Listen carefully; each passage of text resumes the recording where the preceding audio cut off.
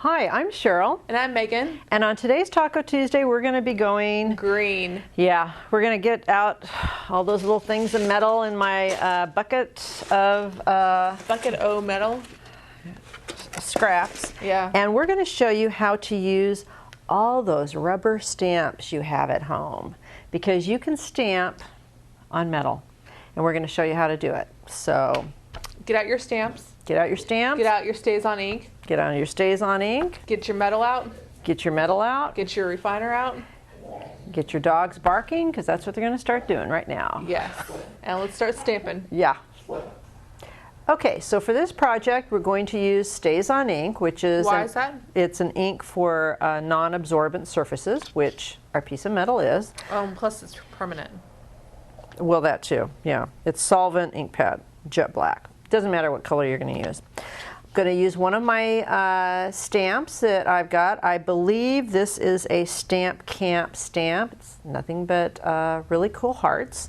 But we've got some Paula Best stamps and some Art Girl stamps and Lost Coast Designs, all sorts of cool stuff here. And we're going to show you some samples of all that. And we'll give you their email addresses or their website info too. But what you're going to do is you're going to take this ink and you're going to ink up, not on an ink on our pad. No, you don't want that. But you're kind of... Now, after the video that we did with Leandra from Paper Artsy, we received lots of emails regarding stamping on metal. And so we thought, you know, why don't we show them how to emboss with their stamps? So Cheryl is just putting the metal onto the inked stamp. I'm kind of stamping the metal now, pressing it down against the rubber. Now, let's say that... There's your image. See, I want to do it like that. You know what? I'll do mine, and then you can go do yours. This is why we need two cameras, so that we can show the look on your face compared to the look on my face right now. Because right now, they're looking down here, and they really need to see the look that I'm giving you of... Shut up. Here is my cute little heart. Very cute. Now, I'm going to take my cushion, and on the top of this, I am going to outline this image. And I'm just going right along that line. So just like a little recap for the people that missed what we're doing. How could you miss it? We just did it. I'm just saying, for the people that just missed what we're doing, we stamped on the back of the metal, and now we're tracing the stamped image. And that way, if you turn it over, it's going to be embossed on the front of the metal, like so. Now, we take away the cushion, and this is where we go. On the acrylic mat. On the piece of acrylic. That's why you get an acrylic mat with the mat set.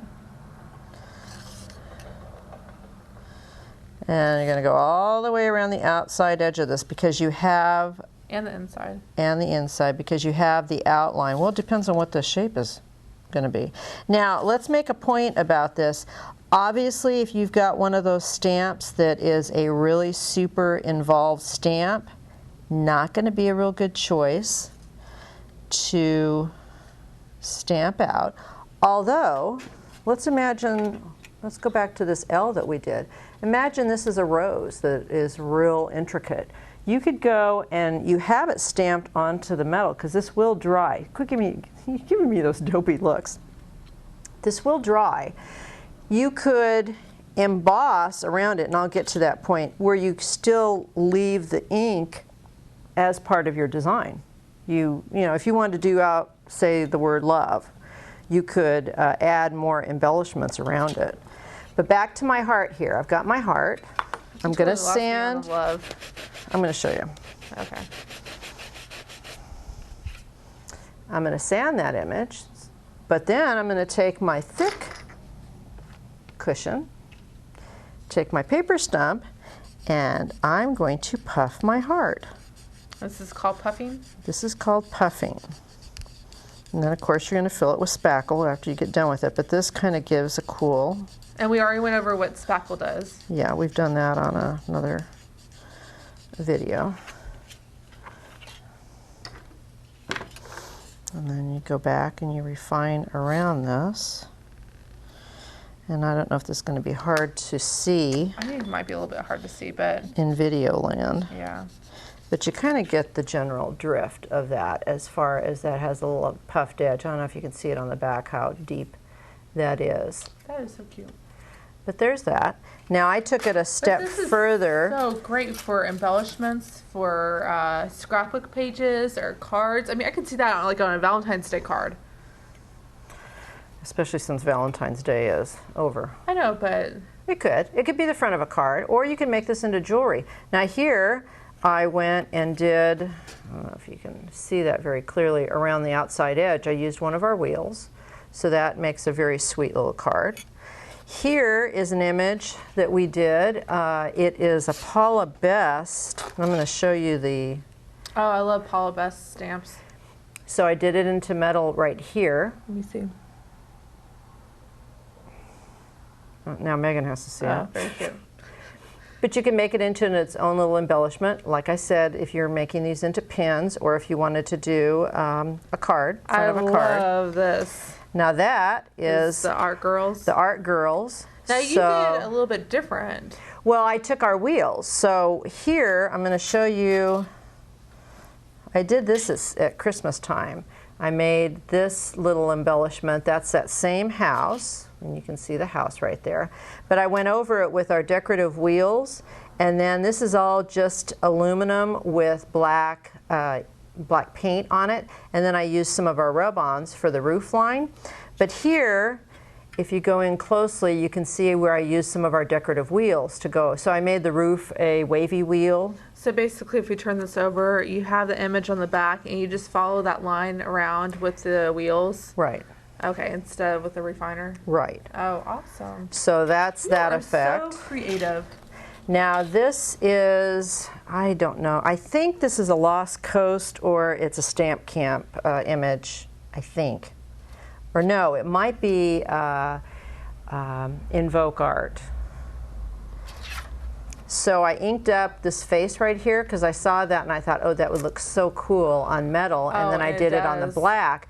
Now here's another thing. You don't have to use the entire part of the stamp. You can use bits and pieces. So right here there was a little circle with a little number in it. I left that out on this piece where I did it on the metal, but I did the eyes and the nose and the mouth. So I thought that had kind of a cool effect to it. So also think about using your stamps with your art and doing it with metal. You've been doing a lot of hearts over there, Cheryl. I love hearts. Then I went and did this piece. This is a canvas. And I took a picture of Megan. This was when she was just a little tyke, and she had, I don't know if you can see it right there, she's holding her little hamster. I think I named it Hammy for hamster. Actually, I think you did too. But here I used one of the crowns. So that I stamped onto the back side of the metal, and I wrote her name in the inside of it, and then I left little circles. This design has little itty bitty flowers on it. I just did a circle and then put some bling inside there with some little jewels and glued it down. That is just so cool. And that's just a nice little decorative element. And then this Imagine here, this is, again, go into your closets and your drawers of all those cool embellishments you bought. I think you used that like 20 times. No, I haven't. Yeah, you have. No, this is the first time. Yeah, you used other things that's too. because I have a bunch of them. Oh, you do? But this was an embellishment. I don't even know if you can buy these anymore, but I don't it's one think of you those can. metal That things. was like 5 years ago. 4 or 5 years ago, yeah. So I punched a hole through it, and you can see it. You can attach it on the back. But that has kind of a cool effect. But you could add words or a saying on here too. I like how you highlighted my hair and my jacket. This is a black and white photo. I just took some markers and colored it in with wild colors because I wanted it to be kind of a vibrant color piece, and then just overpainted. It's kind of Andy Warhol. It is very Andy Warhol, yes.